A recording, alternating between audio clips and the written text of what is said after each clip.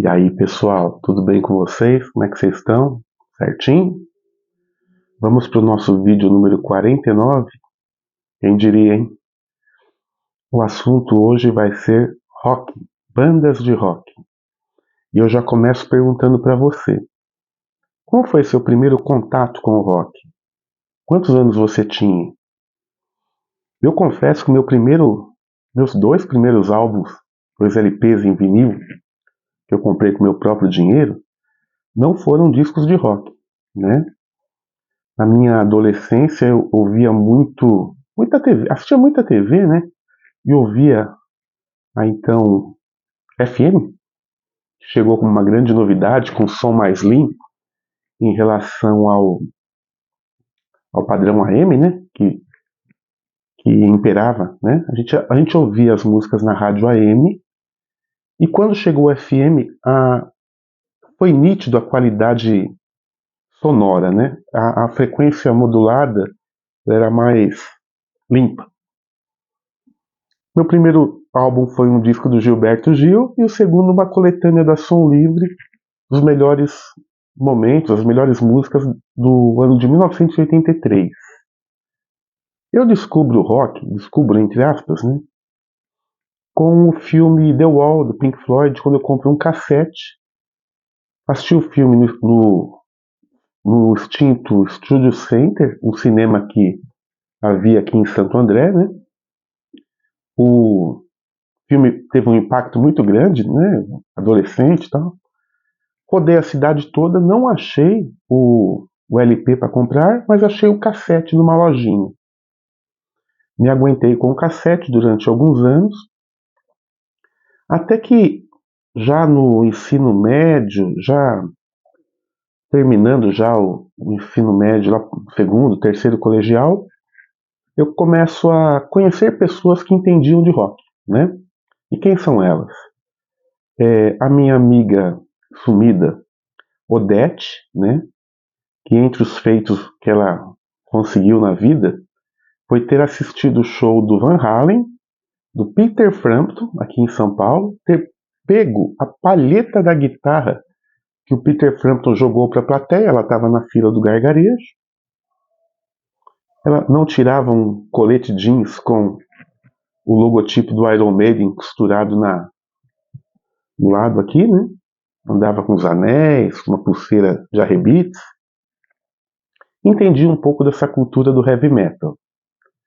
O outro que me influenciou mais ou menos foi o meu sumido amigo, Reinaldo Mascoff, que morava na Rua Espanha, uma rua aqui do bairro. Ele era o chamado roqueiro das antigas, né? Herdou uma coleção do falecido irmão, e ele tinha lá o Alice Cooper, The Purple, aquelas coisas de sempre, né? Queen, etc, etc. E nas vezes que eu ia na casa dele, eu ouvia.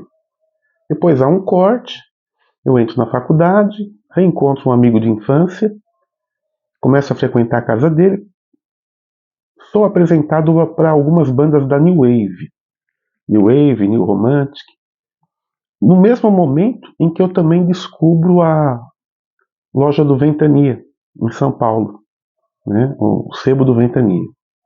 Então foi uma junção, foi as peças se encaixando. Né? Eu entro para o jornal, começo a ler artigos de jornal, porque eu trabalhava no banco de dados, né? Começo a comprar as revistas de música, e aí então todo um horizonte roqueiro se descortina.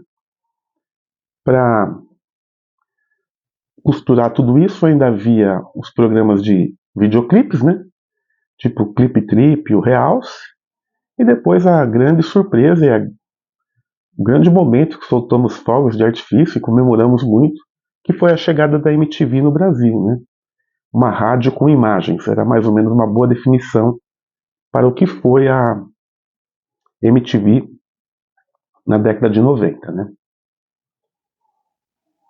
Os discos que eu vou mostrar aqui, os CDs dessa caixa, da Sadia, eu não sei o que poderia ter aqui, essa caixa meio altinha aqui, provavelmente frios, são de bandas de rock que estavam espalhadas em outras caixas e que eu, tentando fazer um vídeo temático, coloquei todas aqui, né? Não são os melhores álbuns das melhores bandas, é um conjunto meio diverso que aponta para vários lados, mas acho que vai dar para a gente conversar um pouquinho sobre isso, né? Sobre o que é ouvir rock and roll, né? Você já foi em show de rock, você deve saber aquela energia, aquela adrenalina. Arrisco dizer, nas minhas idas em sebo, eu vejo muito jovem, né? O vinil está voltando e as pessoas têm comprado muito disco de rock. Arrisco dizer que de cada 10 pessoas que começam a ouvir música e pensam a fazer uma coleção de discos, 9 querem fazer uma coleção de discos de rock. Tem muito a ver com juventude. Embora nossos ídolos estejam mortos, estejam septuagenários, estejam doentes, a história que eles criaram, a mística deles no palco e dos álbuns maravilhosos que eles gravaram, fica como uma aventura, né? Fica como uma história de herói, né? Assim, né? A gente não lê o gibi do Batman, do Super-Homem? Não gosta de ver eles combatendo o crime? Os grandes ídolos do rock, eles fizeram isso porque eles apostaram, inovaram, tentaram fazer algo diferente e com isso conquistaram o coração de muita gente, né? Claro que nos discos que eu vou mostrar aqui agora falta muita gente. Foi um catado do que estava à mão para construir essa caixinha aqui. E para não perder muito tempo e não virar um longa-metragem, vamos começar, né?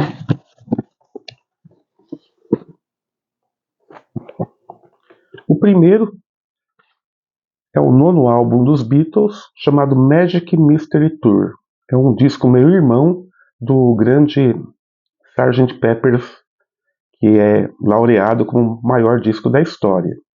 Aqui nós temos os Beatles ainda na fase psicodélica, e é um álbum que tem as grandes canções como Magic Mystery Tour, Full on the Hill, Strawberry Fields Forever, Penny Lane e All You Need Is Love. Não que as outras sejam ruins, mas essas canções se destacaram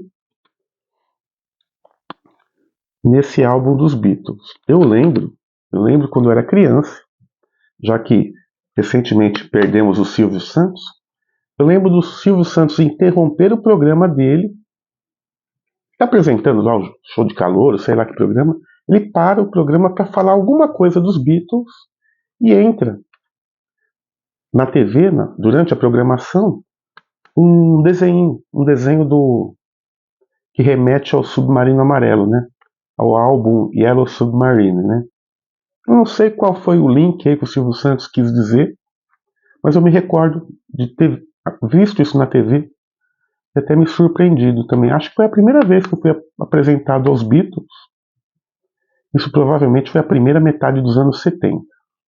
Aqui, o espetacular Magic Mystery Tour. Aqui um CD duplo pirata dos Rolling Stones, com o título Jungle in Spain. Na verdade, é a turnê do álbum Steel Wheels. Lembra que os Stones gravaram lá o problemático Dirty Work? A banda estava em pé de guerra. Os Stones voltam com o Steel Wheels, que comparado aos últimos álbuns era melhor, né? E esse é o CD que retrata, o CD pirata, que retrata a turnê deles, né? Gravado ao vivo em Madrid durante a turnê em 89 e 90. Um CD duplo, tá bom? Os repertórios com os clássicos dos Stones, mais algumas canções do Steel Wheels. Aqui um CD-R que eu mesmo montei de uma banda chamada Bonzo Dog Band. É uma banda que a princípio eu achei que fosse progressiva, mas depois eu descobri que é uma banda que faz um rock pretensioso com spoken word, ou seja, a banda conta histórias, vai falando, misturando com alguns momentos de hard rock e tal. Não é muito legal, mas é um momento da década de 70. Essa banda chegou a ter uma pequena relevância.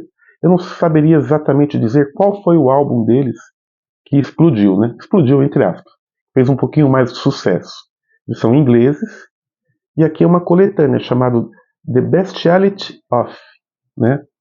Uma coletânea desses ingleses, mais uma banda inglesa das centenas que brotaram na década de 70. Aqui, o Gentle Giant in a Glass House, um dos melhores álbuns do Gentle Giant, se não me engano é de 73. Aqui o papo é outro, é um rock cabeça, um progressivo meio incomum, pretensioso, mas que tem momentos lindos, porque você está ouvindo a música e de repente há uma quebra de ritmo, há uma sacada diferente da banda, mas ainda continuando no groove, no ritmo, né? Eles não perdem a linha melódica, mas te joga de um lado para o outro, como se você tivesse transformado numa bola de tênis, assim, né? Lindo, lindo, muito bonito e curioso. Essa banda inglesa de rock progressivo chamado Gentle Giant, no seu terceiro álbum, o In a Glass House, na casa de vidro, algo assim. Aqui, o famosíssimo Tubular Bells, do gênio Mike Oldfield. Esse disco é de 73. Ele só tem duas músicas, Tubular Bells parte 1 e parte 2. A primeira música tem 25 minutos e a segunda tem 23. A introdução, os primeiros minutos da música 1, ela foi usada como abertura ou como trailer, vinheta do filme O Exorcista, 73. Né? O filme Exorcista arrastou multidões para o cinema e naquele momento, em 73, o que havia de mais quente no rock progressivo era o Michael Oldfield e o Dark Side of the Moon. Poderíamos dizer que foram até discos rivais na preferência do público. Como o Dark Side of the Moon é um disco cantado, foi mais fácil para veiculá-lo nas rádios, né? Mas aqui nós temos uma obra-prima do rock progressivo, porque no melhor estilo Prince, o Michael Oldfield toca todos os instrumentos e costura um som para lá de inusitado, né? Uma das gemas do estilo. Aqui nós temos uma coletânea que reúne 3 CDs do baterista Carmine Appice. Você conhece o Appice? O Appice é daquela... As bandas de hard rock ele participou de várias, mas sempre como um sideman. Ele é daquele cara que ficava na bateria, arrebentando, quebrando tudo, mas nunca teve o seu momento de brilho, vamos dizer assim. Quando ele sai em carreira solo, ele lança um primeiro álbum muito bom, mas pouco comentado, e aqui ele monta um projeto chamado Guitar Zeus. Guitar Zeus gravou 3, ou melhor, Carmine Appice gravou 3 CDs, 3 álbuns, com esse nome projeto Guitar Zeus. E o que ele faz? Ele, como o dono do projeto, ele chama os grandes nomes da guitarra. Então ele chama o Slash, ele chama o Yngwie Malmsteen, o Ted Nugent, o Brian May do Queen. E ele inverte a coisa. Ele vira, com sua bateria, o frontman, se é que a gente pode chamar assim, e os guitarristas viram os coadjuvantes. Disco de hard rock, com momentos explosivos. Aqui são os 3 CDs, os 3 álbuns, em 3 CDs, certo? Beck, Bogart e Appice. Você já ouviu falar nesse trio? Então, o Appice é o Carmine Appice, o baterista, certo? Aqui, um disco que eu confesso que eu nunca tinha ouvido com calma, e quando eu ouvi eu caí para trás, uma maravilha. Estou falando do Rick Wakeman, Mitos e Lendas do Rei Arthur e os Cavaleiros da Távola Redonda. Se não me engano, acho que é o 4º ou 5º álbum do tecladista Rick Wakeman. Vocês conhecem pelo icônico Viagem ao Centro da Terra. Esse disco não perde em nada para esse que eu estou comentando. Por quê? Ao nomear cada canção com personagens da mitologia do Rei Arthur, ele empresta para cada personagem um estilo musical diferente. Nós temos aqui as faixas, 7 faixas. Arthur, Lady of Lake, a Senhora do Lago, já é um som mais plácido. Aí nós temos Sir Lancelot e The Black Knight, Cavaleiro Negro. Uma batalha, uma briga de espadas. Imagine 2 pessoas nos cavalos com suas espadas desembainhadas, lutando. Mas ele não reproduz barulho de espada, não é isso. Ele solta uma tecladeira danada e é impossível não ficar seduzido por aquele monte de teclas, né, explodindo nos nossos ouvidos. É muito bacana, né? E o grande momento aqui é a faixa Merlin o Mágico, onde ele usa da possibilidade do Merlin fazer mágica. Ele se desprende e faz o que ele quer com o piano dele, com o teclado dele, trazendo sons inacreditáveis, né? Talvez um grande momento do rock progressivo, para mim uma surpresa, Rei Arthur e os Cavaleiros da Távola Redonda. Muito bom. Aqui,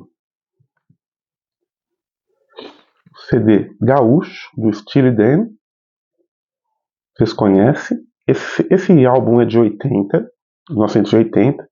Ele sucede o Aja. Vocês sabem que o Aja é considerado como um dos maiores discos da história do rock, de 77. Aqui o Steely Dan grava o álbum Gaúcho com alguns resquícios daquela obra-prima. É um disco de jazz pop, talvez. Um som limpo, radiofônico, muito bonito e elegante, né?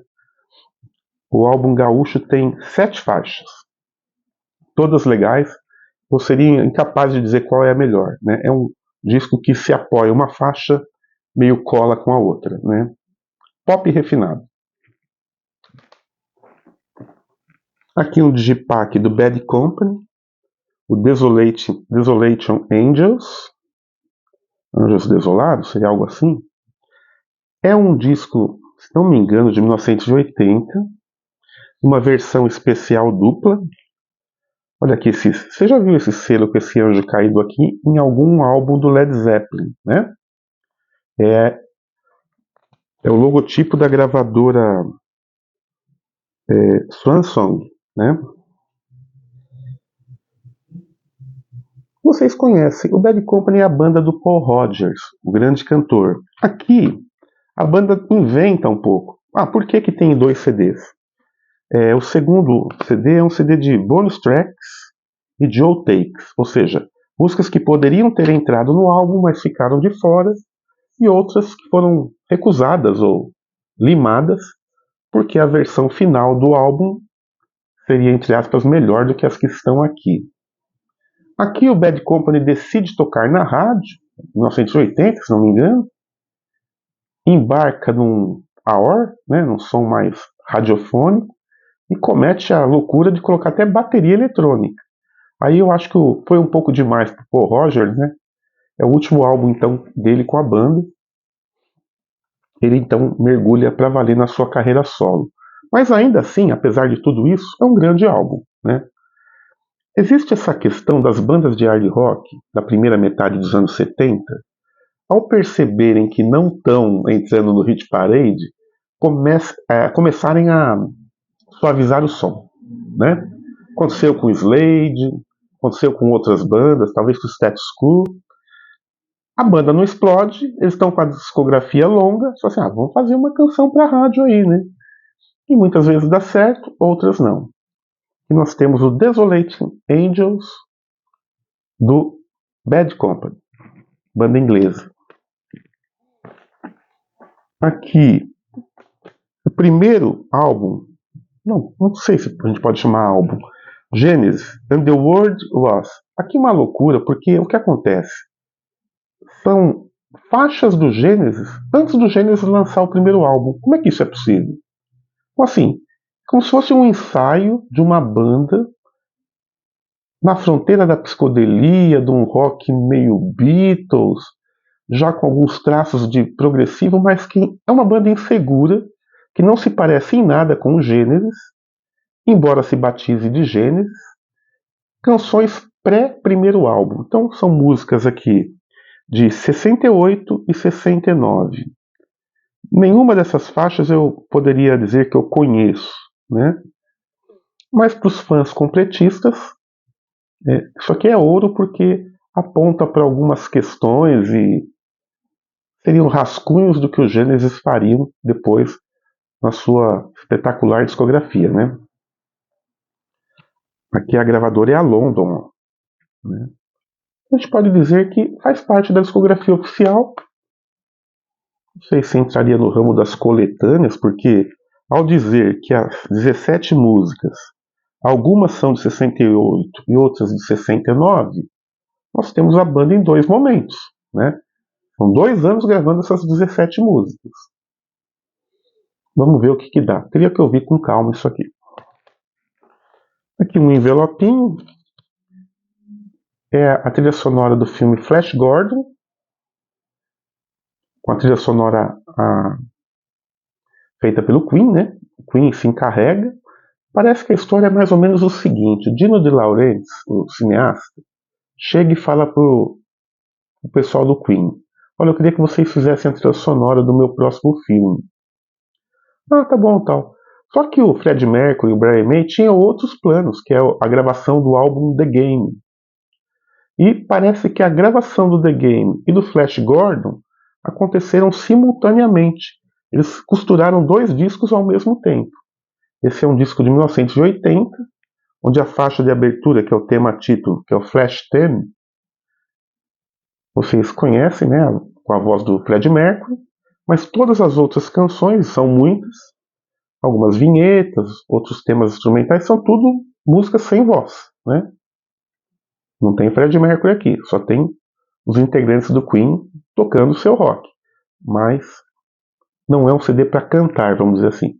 É o que o nome promete, a trilha sonora de um filme de ficção científica.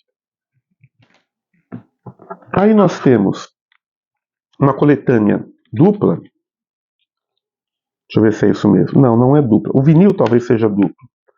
Guns N' Roses, Live in Era, 87 e 93. Nós temos aqui o Guns N' Roses tocando ao vivo seus grandes clássicos, né? E quais são eles? Todas as músicas até os 2 álbuns lá de 97, é isso? Não, 93? Peraí. Como é que é o nome daqueles álbuns mesmo? Esqueci o nome, meu Deus. O álbum laranja e o álbum vermelho lá. Deu um branco agora. Vocês sabem o que tem November Rain, né? Lose Your Illusion, exatamente. Lose Your Illusion, 1 e 2. Isso aqui, acho que essa coletânea deve ser anterior àquele outro álbum chamado Spaghetti Incident. Tem um macarrão lá. Acho, não tenho certeza. Aqui, o Nazaré, num álbum chamado Malice in Wonderland, 1980. É o que eu acabei de falar do Bad Company. Se encaixa muito bem. O Nazaré era uma banda de hard rock. Aí em 1980 decide que tem que tocar no rádio, suaviza o som. O legal desse álbum é que a produção é muito boa, né? Essas bandas de hard rock dos anos 70, eles têm um repertório lindo, músicas maravilhosas, mas essas bandas pecaram muito na produção. Algo que não acontece com esse Malice in Wonderland, que é um álbum até bem cotado da discografia dessa banda escocesa, na minha opinião, subestimada, tá bom? Holiday, Fallen Angel e assim por diante. Aí nós temos, vamos pegar esses outros CDs da caixa aqui.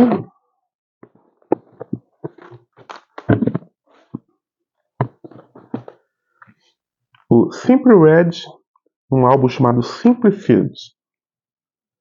Simple Red você conhece, é a banda do Mike Hucknall, que tem aquele hit grudento que chama Holding Back Years.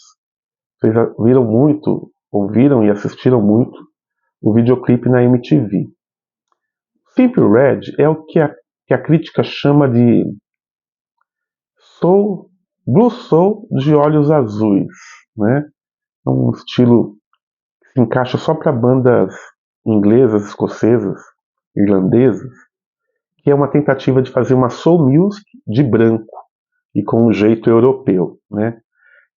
Esse álbum Simply Field, ele é uma junção de músicas novas com a banda reinterpretando grandes canções do seu repertório. Então, temos clássicos tocados de outra maneira e algumas canções novas. E deve ter mais ou menos umas 14, 15 músicas. É um álbum de 2005. Legal. Aqui o Blind Guardian, uma banda de prog rock, vamos dizer assim, né? Não, prog rock não seria bem o nome, seria o quê? Uma banda de heavy metal com toques progressivos. Que nome que a gente daria para isso, hein? Prog metal? Acho que prog metal seria a melhor definição. É uma banda alemã, num álbum chamado Nightfall in the Middle Earth, Meia-Noite na Terra-média, algo assim. Tem seus fãs, tem seus detratores. É aquele som meio épico que em alguns momentos remete até ao Manowar, né? Cantos, gritos, uma coisa meio épica assim. Mas interessante. Esse estilo, esse tal de prog metal, também ocupou o estilo e dominou o heavy metal, vamos dizer assim, na segunda metade dos anos 90 até a primeira metade do ano 2000, do início do século, vamos dizer assim, né? E o Blind Guardian tem seus fãs, é uma banda importante do estilo. Será que cai alguma coisa hoje? Aqui, 2 CDs do Depeche Mode.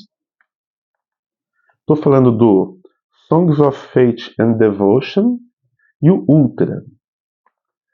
Acho que é o 8º e o 9º álbum do Depeche.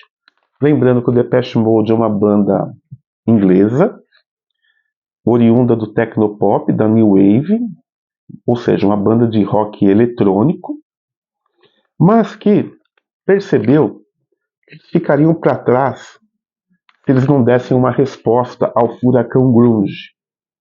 Vocês conhecem, sabem o que aconteceu nos anos 90. A MTV está bombando no mundo todo, e quem é a banda que explode junto com a MTV? O Nirvana. O sucesso do Nirvana inaugura o que a crítica chama de grunge, e muitas bandas, como o próprio Depeche Mode, pensam o seguinte: se é isso que o povo quer, vamos fazer então algo parecido. É que nós temos uma tentativa curiosa e até bonita em alguns momentos de uma banda eletrônica botando guitarra no som e deixando o repertório, as letras um pouco mais depressivas, um pouco mais nebulosas. Canções de fé e devoção, esse álbum aqui, teve como carro-chefe a música Walking in My Shoes, Condemnation e In Your Room. Que eu me lembro, são essas faixas que tocou bastante. Aqui o álbum posterior, o Ultra, sai um integrante da formação original, não vou lembrar o nome dele agora, a banda fica meio capenga assim, mas continua o que fez aqui, né? Lembrando que esse álbum é posterior a esse. Aqui, Barrel of Doom, Love Thieves, algumas faixas tocaram também nas rádios, tá bom? Depeche Mode. Eu particularmente gosto dos primeiros álbuns. O Celebration, aquele álbum que tem alguém cortando lá o feno, uma plantação, aquelas capas de arte construtivista. Acho bacana os 4 primeiros álbuns do Depeche. Não que esses sejam ruins. Aqui, o CD que eu cacei por muito tempo é o último álbum da minha banda favorita. Eu estou falando dos ingleses de Liverpool, Echo and the Bunnymen, no álbum The Stars, The Oceans e The Moon. As estrelas, os oceanos e a lua. No Digipack, CD comprado no Marção, duro na queda, não deu desconto. A história desse álbum, que é de 2018, é mais ou menos o seguinte. A banda já estava desativada, vamos dizer assim, sem gravar, e o Ian McLeish recebe uma proposta de uma gravadora, da BMG, que fala assim, por que vocês não entram em estúdio como orquestra e gravam um álbum, vocês e a orquestra? Isso bate fundo no Big Mac, no Ian McLeish, porque o Echo the Bunnymen não gravou um acústico MTV. Quando aquela onda do acústico estava rolando, a banda estava meio dispersa. Ou seja, não há um acústico MTV dos Homens Coelho. E aí ele fala assim, puxa, boa ideia, vamos fazer isso. E aí eles fazem o quê? Pegam todo o repertório clássico, vão para estúdio, cantam as mesmas músicas, porque é os clássicos da banda, e acrescentam 2 faixas novas. Por algum motivo a crítica detestou. Eu não consigo achar ruim nada que eles gravam, né? Então, eu fiquei surpreso, fiquei emocionado até em ouvir algumas canções com novo arranjo, né? A voz do McLeish ainda está firme, ele ainda é um baita de um cantor, um grande frontman, e que nós temos tudo que os fãs querem ouvir. Bring on the Dancing Horses, Rescue, Seven Seas, Killing Moon, The Cutter, Ocean Hay, ou seja, tudo que faz a alegria dos fãs dessa maravilhosa banda de Liverpool, Echo and the Bunnymen. Aqui um envelopinho, um álbum do Lloyd Cole, acho que sem os Commotions, num trabalho chamado 50 Summertime. Aí você vai pesquisar que álbum é esse, você não acha. Sabe por quê? Isso é uma coletânea da revista de rock portuguesa Blitz. A revista portuguesa, acho que fez uma matéria de capa com o Lloyd Cole e intercalou esse CD, onde nada mais é que uma coletânea da obra dele, várias faixas com a banda Lloyd Cole and Commotions, né, com os Commotions, 15 músicas. Isso aqui deve ser 2014, isso mesmo. Ou seja, abarca toda a obra da banda. Temos 15 faixas. É bem legal. Aqui a banda live, no álbum chamado The Distance to Here. Essa capa toda colorida. O live teve toda a sua discografia lançada em CD no Brasil. É uma banda que eu não entendo por que é classificada como pós-grunge. Que raios de estilo é isso? Pós-grunge. Ou seja, é uma banda que toca no rádio, com canções redondinhas, mas que em algum momento pesa uma guitarra aqui, outra acolá. Eu não sei, eu particularmente não acho tão legal, né? Um amigo que gosta do live, ele acha que aquele disco com a capa roxa é o melhor, né? Acho que é Mental alguma coisa, esqueci o título. Teria que ouvir com calma para entender qual é a proposta do live. Vamos ver. Aqui, o grande Perry Farrell. Vocês sabem quem é o Perry Farrell? Perry Farrell é o líder do Jane's Addiction, o homem do Porno for Pyros, o criador do Lollapalooza e, por tabela, o padrinho do rock independente. Aqui num álbum solo chamado Kid Heaven, que não difere em nada do que ele já fez com as outras bandas. Na minha opinião, o grande momento do Perry Farrell é o álbum Ritual de Lo Habitual, né? É provavelmente o grande álbum do Jane's Addiction, embora o outro álbum anterior também tenha seus fãs. Porno for Pyros não é ruim, mas o ativismo, a maneira visionária que ele encontrou ao bolar o Lollapalooza, foi algo que foi muito importante. Oxigenou toda a cena, arrastou um monte de banda indie que não tinha onde tocar, encontrou no Lollapalooza um sombreiro, um abrigo para mostrar sua arte, e a coisa deu tão certa que virou um circo itinerante do rock, né? Lollapalooza aparece em vários países do mundo, né? Aqui nós temos um digipack. Eu não vou lembrar onde que eu arrematei esse CD, mas ele é usado. Talvez no Dorival ou mesmo no Marajá, tá bom? Rock americano acenando pro mundo indie. Aqui o Pearl Jam, no terceiro álbum, Vitalogy. Acho melhor que o segundo e inferior ao primeiro. Pearl Jam tem uma discografia já longa também, né? Aqui eu acho bonito esse trabalho gráfico, né? Esse CD ele é maior que os outros, eu acho que ele é 1 cm maior. Vou tentar aqui fazer uma comparação. Olha, vocês percebem aqui? Ele é 1 cm maior. Espero não dar problema na hora de encaixá-lo na estante. Estante que em breve vai aparecer aqui, uma hora ou outra.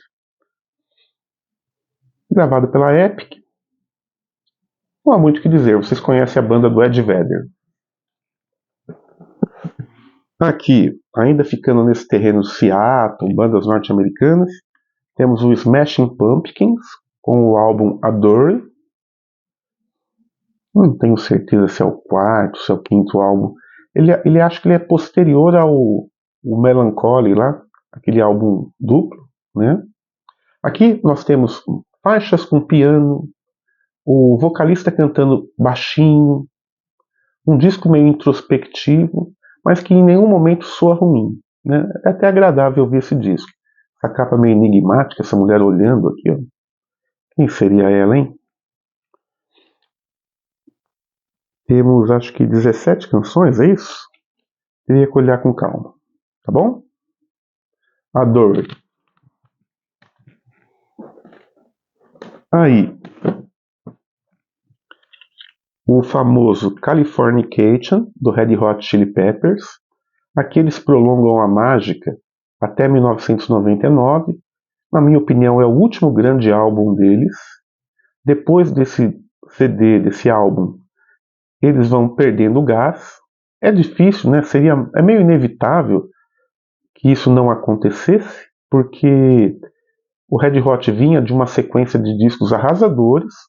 Californication ainda é um ótimo álbum, mas depois não tinha como manter esse alto nível, né? Faz parte desse repertório as músicas Scar Tissue, Californication, Porcelain e várias outras. É um disco bem bacana, vocês já viram os clipes. É a banda ainda mostrando que estava com tudo. 1999. Quando vira a década, vira o século, não, quando vira a década, eles vão perdendo um pouco o gás, né? Mas ainda é uma banda legal. Aqui os superestimados Foo Fighters, seu segundo trabalho, The Color and the Shape. Eu particularmente acho o David Grohl muito chato, né? Ele talvez se ache mais músico do que ele é e do que ele foi. Vamos ser sinceros, o que importa no grunge e no Nirvana era o Kurt Cobain. Sabendo disso, o Chris Novoselic, o outro integrante, nem aparece muito, né? Tipo, percebe que ia pagar mico, mas o baterista aqui não, ele tem intenções roqueiras, ele já construiu uma discografia longa. E aqui nós temos o segundo álbum do Foo Fighters, né? Acho que é o segundo. The Color and the Shape. Aqueles videoclipes insuportáveis, aquela cara meio de paraguaio mutreteiro, né? Para fãs do grunge rock. Ainda, lembra a história que eu falei do tal do pós-grunge? Que raios é isso? Nós temos o Soul Asylum, uma banda que tentaram empurrar pra gente aí, teve clipes na MTV, discografia lançada no Brasil. Aqui o álbum Grave Dancers e o Union. Não é o primeiro nem o segundo. Esse é um CD do meio da discografia deles. Por algum motivo esse disco saiu no Brasil, deu uma encalhada, mas não é ruim. Até que é legal o som do Soul Asylum, né? A quem não goste. Olha, quase caiu, hein? Eu falo que todo vídeo cai alguma coisa. Aqui um bootleg do Elvis Presley, Night Fever in Vegas. Uma capinha bem caseira aqui, ó. Um CD bem rústico aqui na parte gráfica. É uma apresentação dele, do Rei do Rock, no Hilton Hotel, em Las Vegas, no dia 30 de agosto de 1974. Um bootleg duplo aqui, ó, né? É isso mesmo?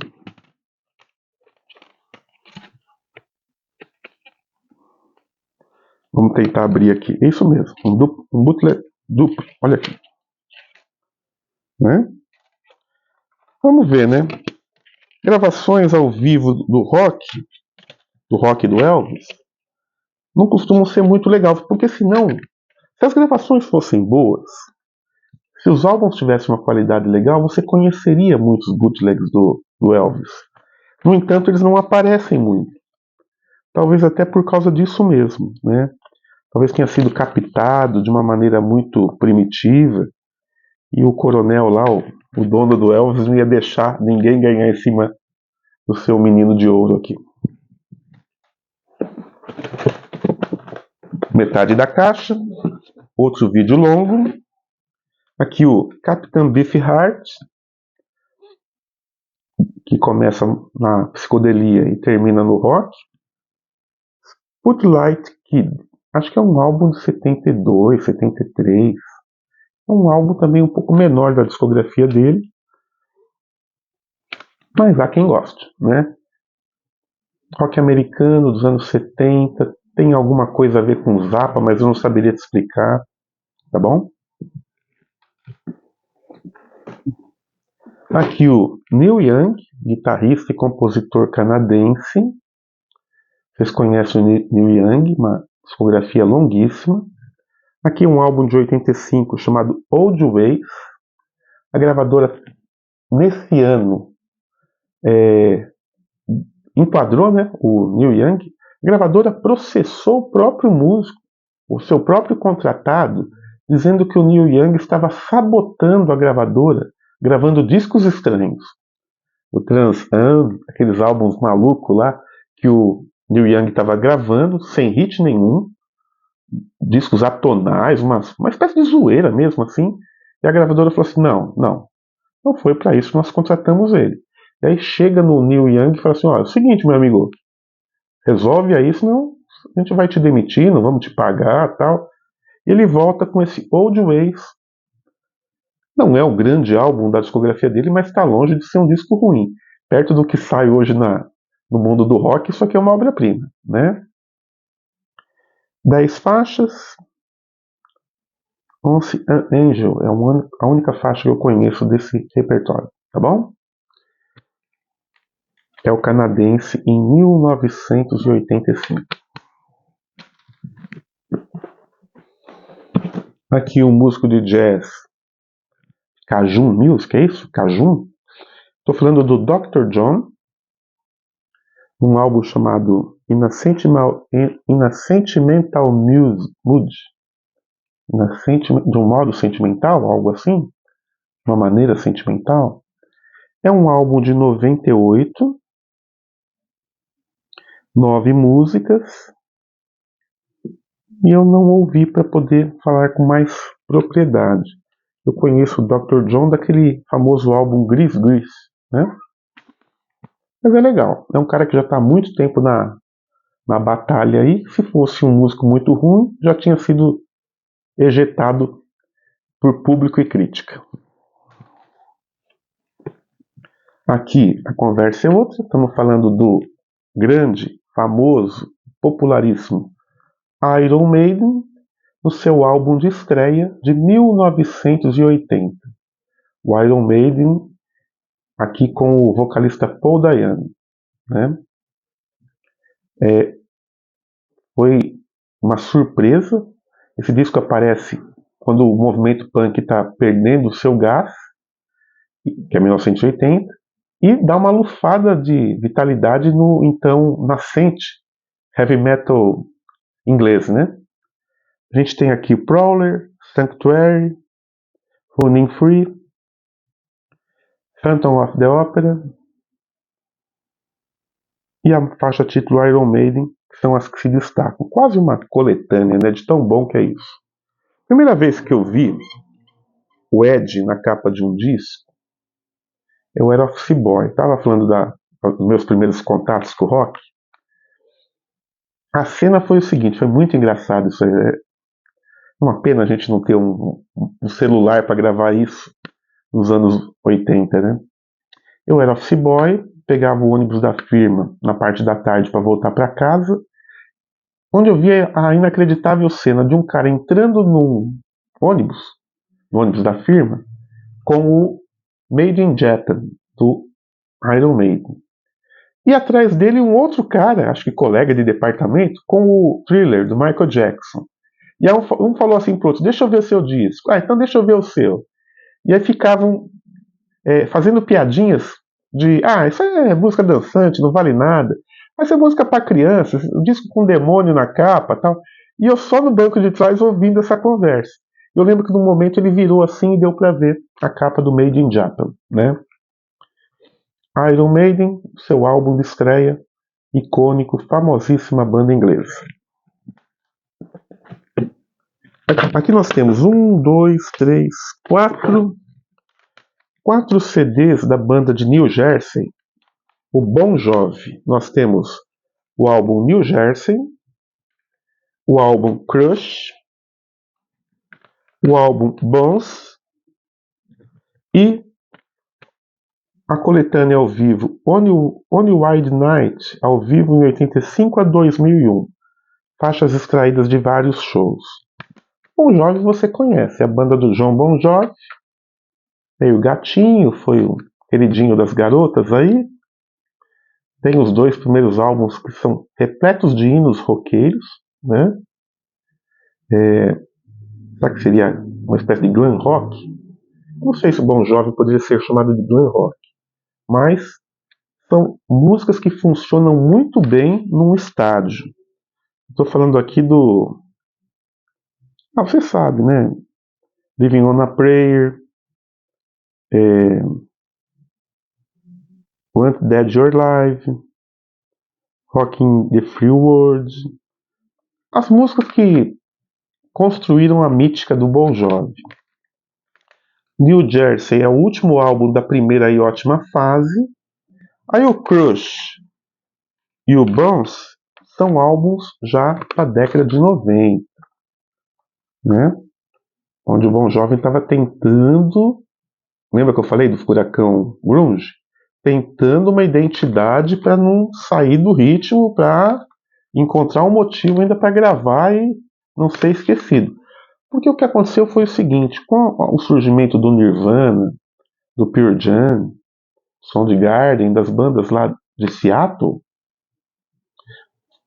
muita gente deixou de ouvir as outras bandas até então de rock porque achavam que as bandas ficaram anacrônicas. Não ouvi isso não. Eu não vou ouvir o Kiss, por exemplo. E essa história de vou vender minha verdade, que o Kurt Cobain tanto fala, né? Ele não fala desse jeito piegas, mas é assim. O Kurt Cobain é um rockstar sem maquiagem. É o cara que anda com a calça rasgada, com seu tênis sujo, com o cabelo despenteado, quase num modo punk, e conta e canta coisas da sua vida. Não à toa, o Kiss, né? Olha o Kiss aqui na minha camiseta. Não à toa o Kiss, nessa época, decide tirar a maquiagem, né? Tira a maquiagem, como quem diz, o momento é outro agora, hein? O momento pede um pouco mais de verdade, né? Coisas do rock and roll. E aqui o One Wild Night é uma coletânea dupla de músicas que compõem o repertório clássico da banda, tá bom? Sei, o vídeo está longo, vamos dar uma corrida. Aqui um show ao vivo do Pretenders, num álbum chamado Live in London, não sei se é 2005 ou 2015 isso. É a banda da Chris Hines. Todas as músicas do repertório clássico, né? Eu tô falando do Don't Get Me Wrong, Love Mystery, Brazen Pocket e outras faixas da famosa banda inglesa. Já acabando, temos uma coletânea do Art Garfunkel, Up Till Now. Você conhece o Garfunkel? Ele é o parceiro do Paul Simon na famosíssima dupla Simon and the Garfunkel. Aqui uma coletânea, eu não vou saber o ano, 13 faixas.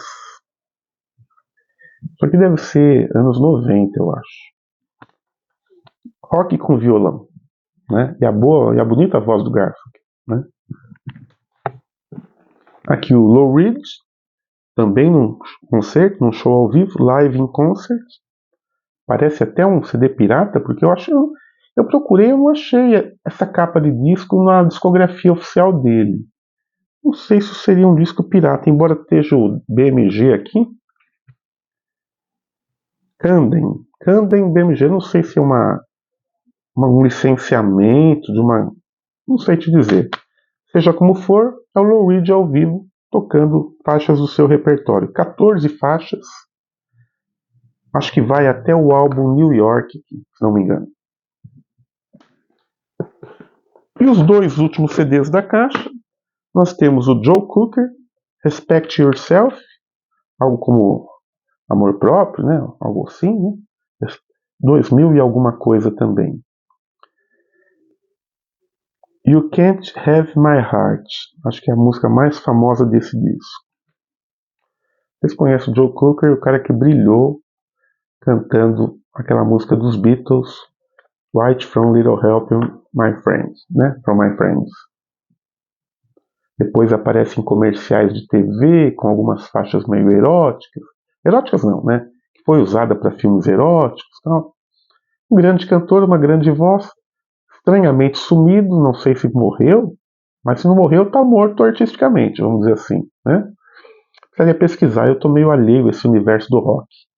E para finalizar, o escocês Rod Stewart, uma coletânea chamada Great Hits, de 1979. É um recorte da sua carreira até 79. Tudo de grande que ele já gravou até então, né? E não foi pouca coisa. É uma coletânea que traz o Hot Legs, Maggie May, Die I Think I'm Sexy, You're My Heart, Sailing, etc, etc, etc. Quem é que não conhece o grande Rod Stewart? E aí, eu me despeço dizendo o seguinte. E o rock? E o rock em 2024? Tem tanta banda, tem tanta coisa que a gente não conhece, tem tanta coisa que deveria ser conhecida, mas também tem muito remake, tem muita banda derivativa, tem muita banda que não tem punch, né? Que são jogadas das gravadoras. E hoje nós não temos mais o conceito do álbum clássico, do grande álbum de rock, do trabalho que influencia todo mundo. Nós estamos vivendo um momento do Spotify, onde o que vale é a faixa, o single, né? Uma música específica que catapulta o artista, né? Não tenho ido em shows de rock, não tenho vontade de ir em shows de rock, embora compre os discos quando aparece alguma coisa diferente, né? Isso foi o que deu para catar, o que deu para encher dessa caixa. Talvez no futuro, talvez até meio breve, volte a falar de bandas de rock. O que tinha na caixa era isso. Quero agradecer a todos que estão acompanhando, pedir o like de vocês. Em breve a gente volta. O próximo vídeo não vai ser sobre CDs, tá bom? Fiquem com Deus.